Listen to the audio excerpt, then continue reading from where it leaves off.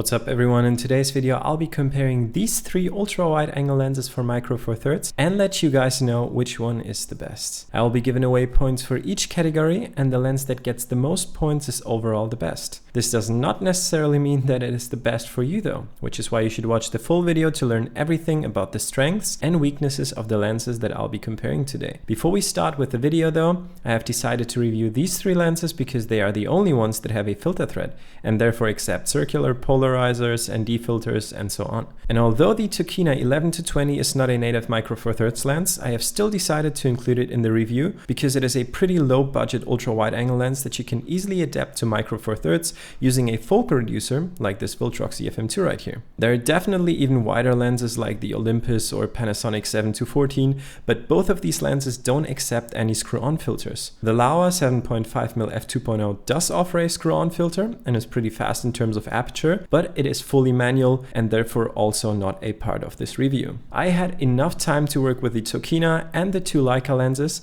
so here are my thoughts.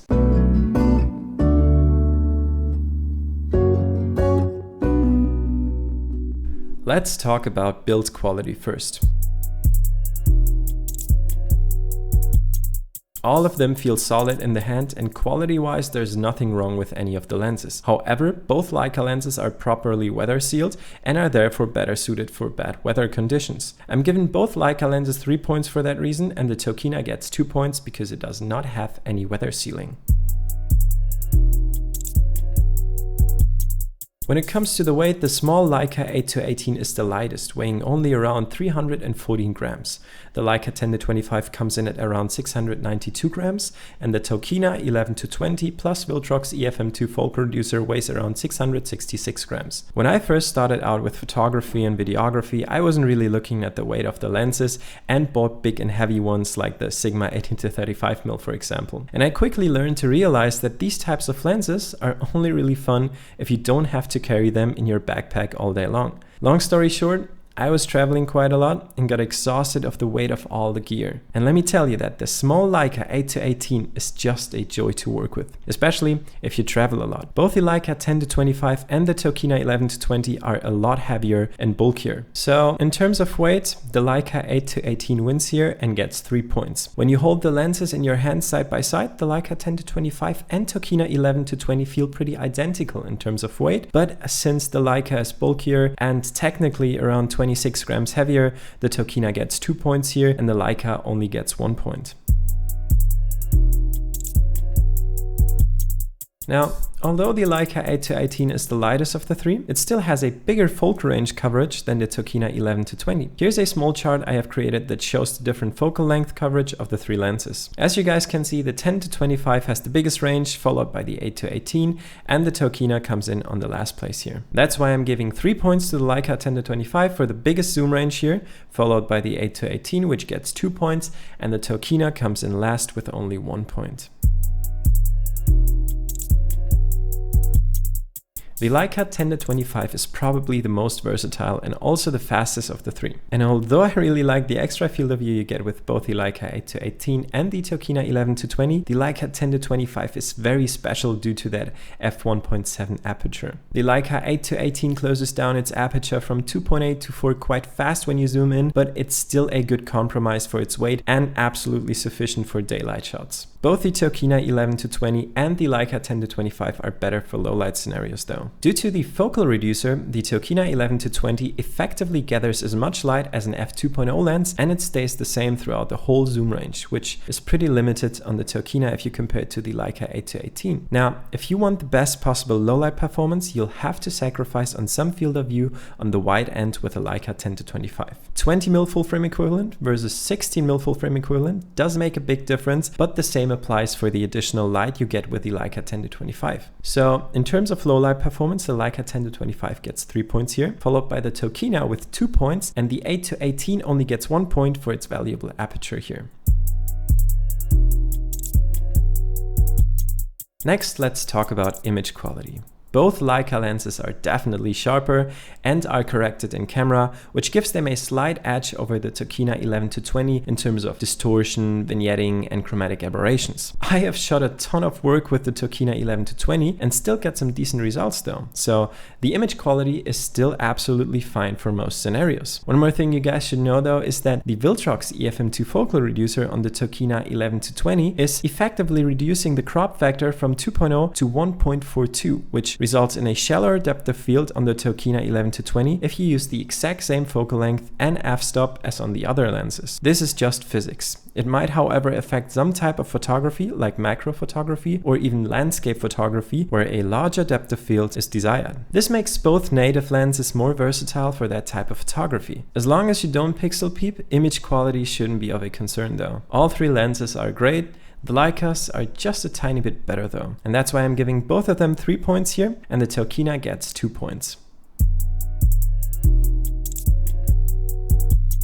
Autofocus is best on the native lenses, which shouldn't be a surprise. Adapters usually lead to worse autofocusing performance, which is pretty normal behavior at this point. However, I didn't notice any difference in terms of autofocusing performance on the native lenses. They're both insanely fast for photography and work okay for most video work too. Both Leica lenses are absolutely silent. The autofocusing sound of the Tokina 11-20 is definitely noticeable though. I wouldn't suggest using continuous autofocus with the Tokina 11-20 when shooting videos. Not because of the noise, but because it is very unreliable and unpredictable. Both Leica lenses get 3 points here for great autofocus. And since the Tokina plus focal reducer is a lot worse in that category, it only gets 1 point here. While both native lenses offer an electronic fly-by-wire focusing system, the 10-25 also has a manual focus clutch, which allows true linear manual focusing and is a pleasure to work with. The Tokina 11-20 has a similar mechanism, which feels quite flimsy though. I definitely like the one on the 10-25 the most. The Tokina is still pretty decent for manual focusing, as it is somewhat predictable, while the 8-18's fly-by-wire is definitely not my favorite system for manual focusing. For that reason, the Leica 10-25 gets 3 points, the Tokina gets 2 points, and the Leica 8-18 only gets 1 point here.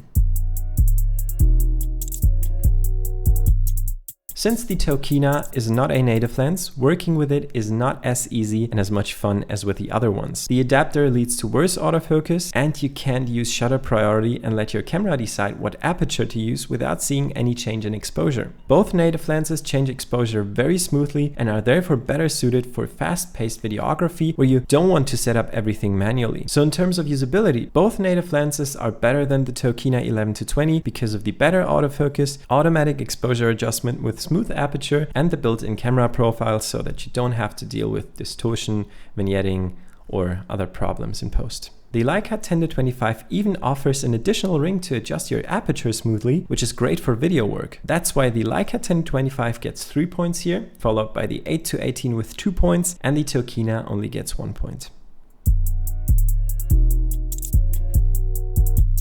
Now, let's talk about the price. As you might have already guessed, the Leica 10-25 is the most expensive of the three, and this is the case because it basically replaces 5 different primes in just one lens. The Leica 10-25 costs around 1,800 euros here in Germany right now, but if you had to buy all these primes, you'd probably have to pay more. The Leica is great because it combines all of them, so you only have to carry one single lens though, and you don't have to swap your lenses to get to a different focal length. The second most expensive lens is actually the Leica 8-18, which costs around 1,000 euros. It is lightweight and offers a good focal range, but I personally still find that the aperture is a bit limiting sometimes. If you're on a low budget, the Tokina 11-20 with the Viltrox EFM2 focal reducer might actually be the right choice for you. Together, they shouldn't cost you more than 600 euros. The Tokina is far from perfect, but offers a constant f2.0 aperture across the whole zoom range and is less expensive than the Leica 8-18, which makes it a perfectly viable option for ultra-wide angle shooting on a Micro Four Thirds camera.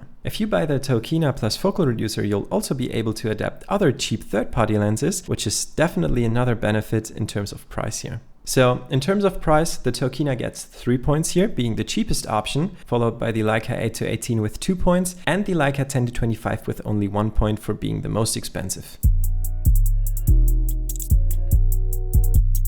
I was using adapted lenses for quite a while. The Sigma 18-35 was my GH5's best friend until Panasonic released the 10-25. Now, I don't use the Sigma at all. And the same goes for the Tokina, which was mostly replaced by the Leica 10-25. And I also own a Canon 85mm f1.8 plus Metabone Speed Booster XL, which was replaced by another native Leica 42.5mm f1.2 lens that is less heavy and has a lot better autofocus because it is a native lens. All these full frame and APS-C lenses are just too big and heavy for my taste. And that's why I bought the 8-18, which is only half in weight compared to the Tokina, but still offers longer focal range while sacrificing some low light capability. Whenever I need the low light capability, I choose the Leica 10-25. In any other case, the 8-18 is just as good. There are some compromises to be made here, but I actually prefer native lenses in the meanwhile. They're just a lot more fun to shoot with. And most of them are weather sealed too, which is a nice benefit if you shoot in bad weather conditions. So overall, despite its weight, the 10-25 is the better general purpose lens in my opinion. And I actually think that it's really nicely balanced on the GH5. It does not have the same field of view as the other ultra-wide angle lenses in this review, but it should still be enough for most types of photography. If you're mainly into real estate photography, you might need the extra field of view though, and in this case, the other two lenses are a lot better suited for that. If you want to learn more about the differences between native and adapted lenses for Micro Four Thirds, I've actually created a video on that topic,